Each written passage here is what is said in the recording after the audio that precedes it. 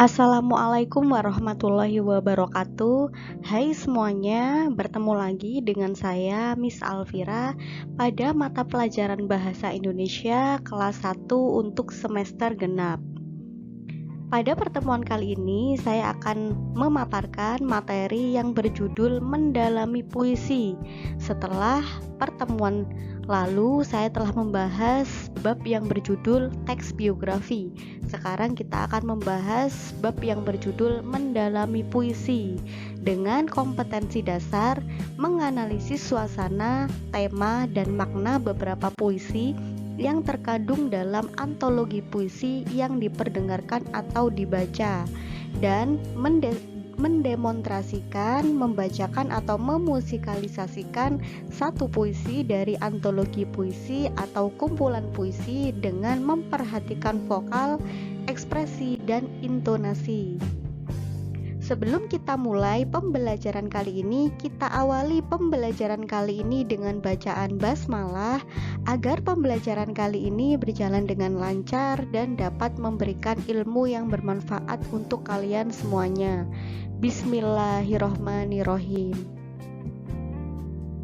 Agar kalian memahami materi ini, simak dan tonton video ini hingga selesai.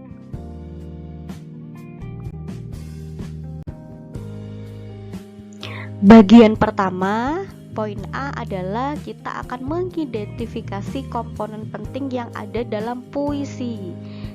Yang pertama kita akan membahas menentukan suasana dalam puisi. Apa sih suasana itu? Suasana dalam puisi yaitu keadaan jiwa pembaca setelah membaca puisi. Jadi sederhananya suasana ini adalah efek psikologis atau keadaan jiwa atau perasaan kamu setelah kamu membaca sebuah puisi.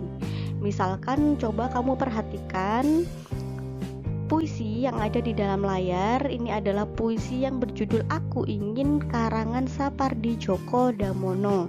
Di sini coba kamu baca pelan dan perhatikan. Aku ingin mencintaimu dengan sederhana, dengan kata yang tak sempat diucapkan, kayu kepada api yang menjadikannya abu. Aku ingin mencintaimu dengan sederhana, dengan isyarat yang tak sempat disampaikan, awan kepada hujan yang menjadikannya tiada. Nah, ketika kamu membaca puisi ini, kamu akan merasakan puisi di atas ini merupakan ungkapan cinta seseorang kepada kekasihnya. Di sini kamu akan merasakan bagaimana sih perasaan seorang istri ketika suaminya menyatakan kerelaannya untuk berkorban. Contohnya seperti lirik yang ada di dalam puisi, yaitu kayu kepada api. Contohnya seperti itu. Di sini kamu akan merasakan setelah kamu membaca sebuah puisi. Itu adalah contoh atau pengertian dari suasana. Selanjutnya, menentukan tema dari puisi. Apa sih itu tema? Tema adalah ide dasar yang mendasari sebuah tulisan, termasuk puisi. Jadi, tema ini adalah ide dasar dari puisi. Tema puisi ini menjadi inti dari makna atau pesan yang ingin disampaikan penyair dalam puisinya. Meskipun bahasa yang digunakan dalam puisi itu cenderung bermakna konotatif. Apa itu konotatif? Makna konotatif adalah makna kiasan. Tetapi tema puisi salah satunya dapat dirunut dengan menggunakan kata kunci dalam puisi tersebut. Tema puisi ini akan sangat menentukan penyair dalam memilih kata-kata yang digunakan dalam puisinya. Contohnya puisinya Aku Ingin karangan Sapardi ini ya. Ini adalah ketika kamu membaca puisi ini, kamu akan bisa menentukan apa sih ide dasar dalam puisi ini, apa sih tema dari puisi ini. Contohnya seperti itu. Selanjutnya adalah menemukan makna dalam puisi. Coba kamu baca dan perhatikan puisi karangan W.S. Rendra yang berjudul Sajak Anak Muda. Coba kamu baca pelan-pelan ya. Setelah kamu membaca ini, kamu akan menemukan makna dari puisi yang kamu baca.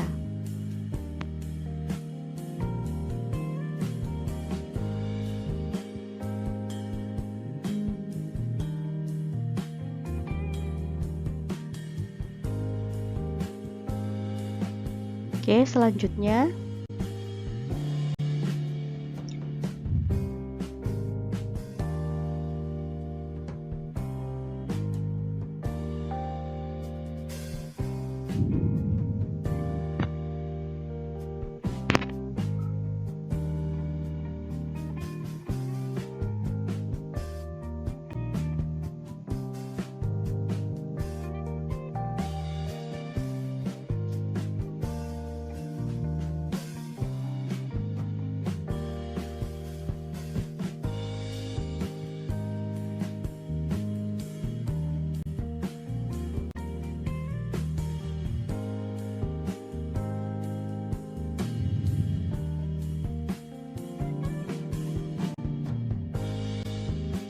ketika kamu setelah membaca puisi tadi, kamu akan bisa menyimpulkan makna yang ada di dalam puisi tadi. Contohnya ini coba kita ringkas ya, seperti ini kita bikin tabel. Nah, di sini dari puisi tersebut kita menemukan beberapa makna. Yang pertama adalah pendidikan di Indonesia itu lebih banyak ditujukan pada teori atau hafalan teori saja, bukan pemahaman atas suatu konsep, bukan penguasaan konsep dan keterampilan. Dari mana kita bisa menyimpulkan makna ini? Yaitu dari larik puisi yang ada di sebelah, yaitu dasar pendidikan kita adalah kepatuhan, bukan pertukaran pikiran. Jadi kita bisa memaknai ungkapan pendidikan di Indonesia lebih banyak ditujukan ini itu karena dari larik puisi, dasar pendidikan kita adalah kepatuhan. Jadi diambil dari larik puisi tersebut kita bisa menyimpulkan, kita bisa memaknai kata yang ada di dalam larik puisi tersebut. Kemudian di tabel kedua, pemberian ijazah di Indonesia itu misalnya kepada dokter tidak menyertakan kelayakan perilaku penerima ijazahnya. Akibatnya seorang dokter hanya akan mengobati pasiennya tanpa pernah peduli pada ketidakadilan yang terjadi di sekitarnya. Kenapa kita bisa memaknai ini? Karena kita dapat dari larik puisi, seseorang berhak diberi ijazah dokter, dianggap sebagai orang terpelajar, dan seterusnya. Kemudian yang ketiga, penyair ingin memprotes kepada para ulama yang memiliki kewenangan memberikan label halal dan seterusnya. Kenapa kita bisa memaknai ini? Karena kita bisa menyimpulkan dari larik puisi yang ada di dalam puisi. Contohnya pada baris ketiga itu diambil dari larik puisi, mahasiswa ilmu hukum dianggap sebagai bendera-bendera upacara, sementara hukum dihianati berulang kali, dan seterusnya. Itu adalah cara kita untuk memaknai sebuah puisi.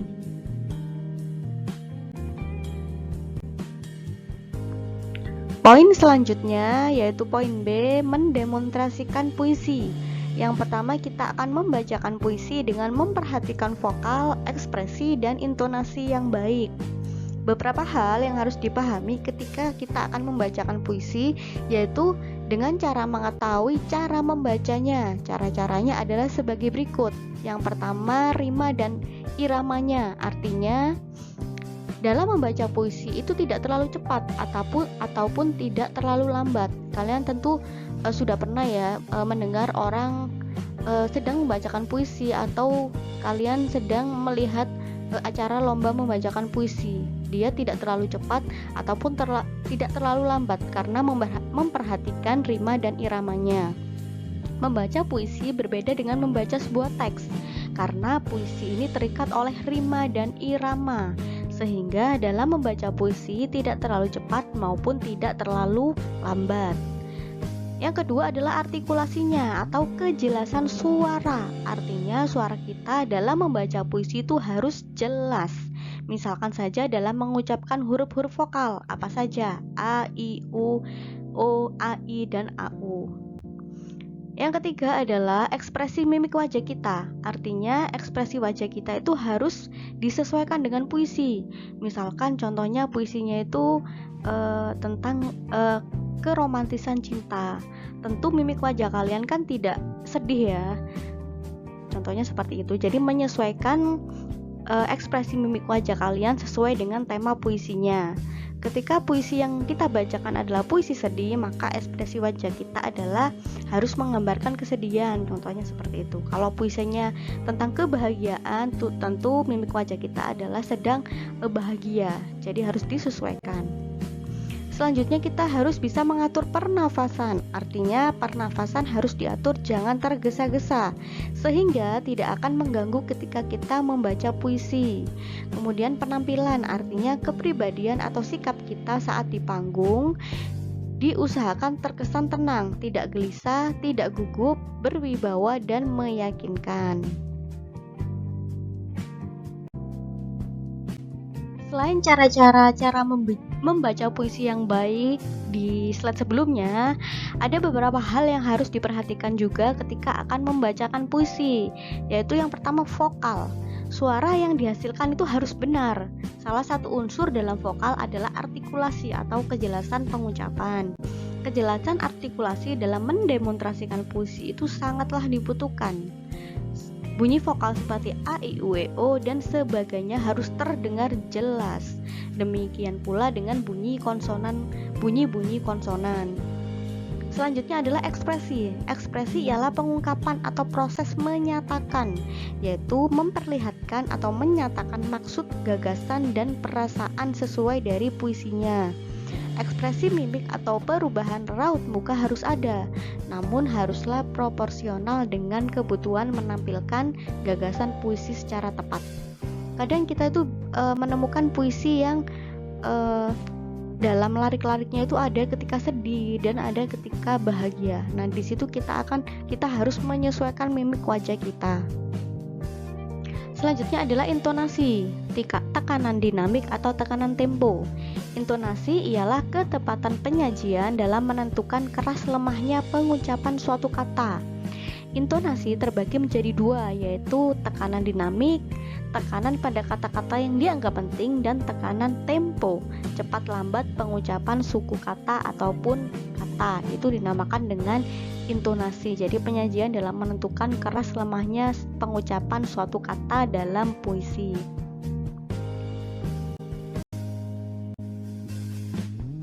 Selanjutnya adalah memusikalisasikan puisi.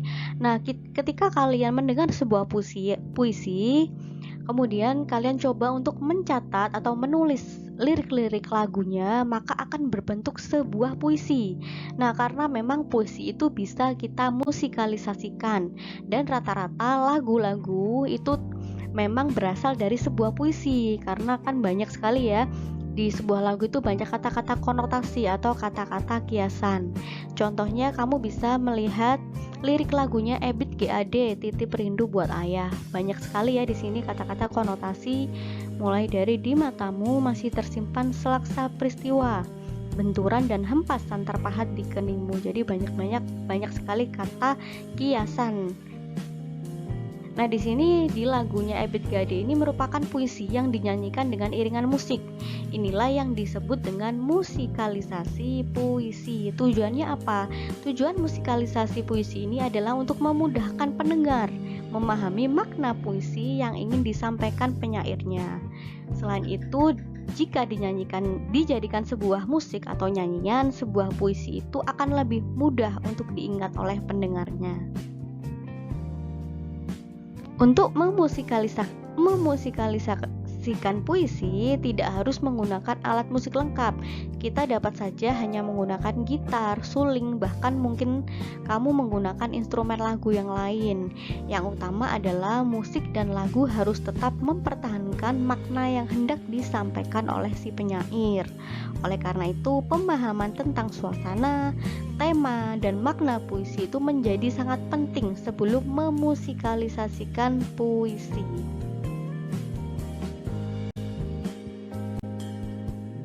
Nah, itu dia yang bisa saya sampaikan terkait bab yang berjudul Mendalami Puisi. Pada pertemuan selanjutnya saya akan membahas bab yang sama, yaitu Mendalami Puisi bagian kedua. Oke, sebelum kita mengakhiri pembelajaran kali ini, kita akhiri dengan bacaan hamdalah. Alhamdulillahirabbil alamin. Terima kasih. Wassalamualaikum warahmatullahi wabarakatuh.